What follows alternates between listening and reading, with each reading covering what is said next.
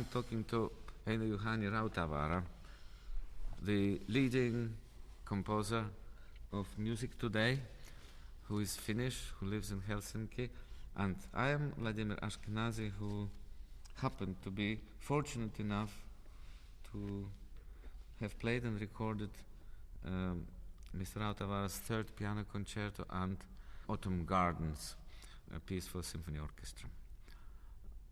We discuss many things in life. We discuss music of many composers, and I often wanted to ask Mr. Rautavaara how he composes his music. Of course, it's not easy to answer, but when I listened to some of Mr. Rautavaara's music and became very fond of it, I decided to commission this third piano concerto so that I could play it from the keyboard without a conductor.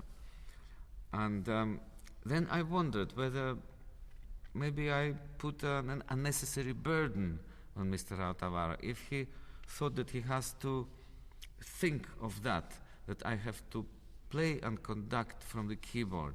And I wanted to ask whether it was a problem for him, whether he had to make compromises or not.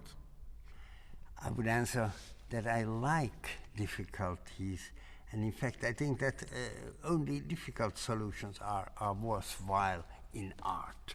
There must be problems, and in this case really I understood from the very beginning that the concerto ought to be possible to play and conduct simultaneously.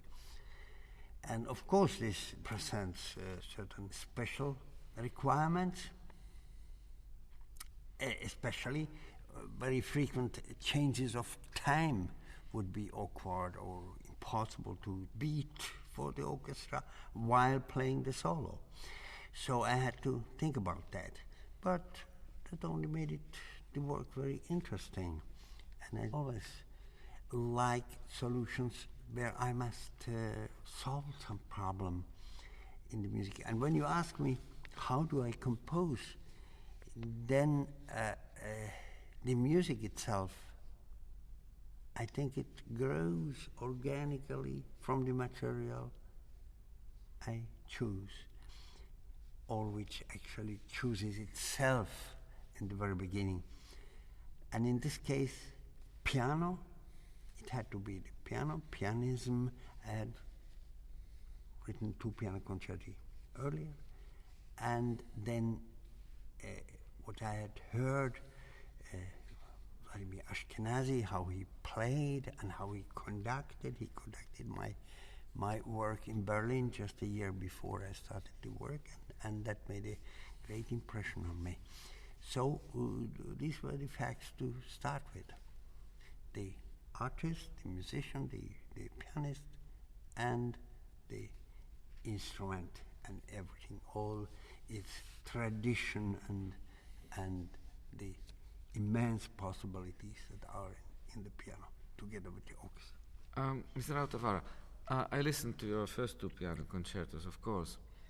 It seems to me that this third piano concerto is on another level altogether.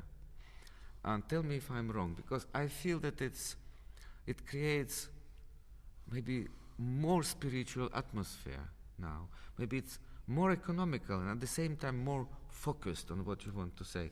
Do you think I'm right, or you think I'm mistaken? What is your feeling about it? You're quite right, of course. Especially first piano concerto, which was written in 1970, sounds quite different. I've said that if a composer's style is the same, if he writes the same kind of music when he is 70 as what he did when he was 20, then he's simply infantile. He didn't grow, nothing happened to him. And this first piano concerto was composed right after I had decided that the modernism of that time, of 60s and 70s, that is the surrealism in music, which I had experimented with in several works, was not, after all, not a road for me. to follow. I didn't find any possibilities to go on that road, and the first piano concerto was the first work I wrote after that decision, and it went to show something else. I felt very free suddenly, and I think it's a very useful concerto. Compared with that, this concerto is of course entirely different, so much later written, and well, I think I learned something in between.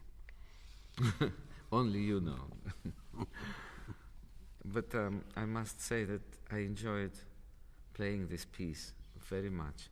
You know what I especially enjoyed, I think? The arch in each of the movements.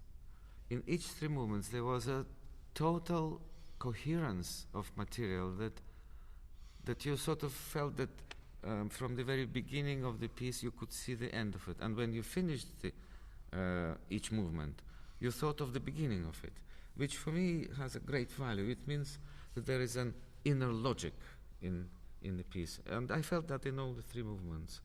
A little bit nostalgic somewhere, very atmospheric, and very, like in German say, innig, very much introvert rather than extrovert. Of course there are some places in the piece that are extrovert, only to underline the inner world of the piece. That's very good. I'm very happy to hear that. And when I still was teaching at the Sibelius Academy, teaching composition 10 years ago, I still was there, then I used often to say to my students, please don't force your music.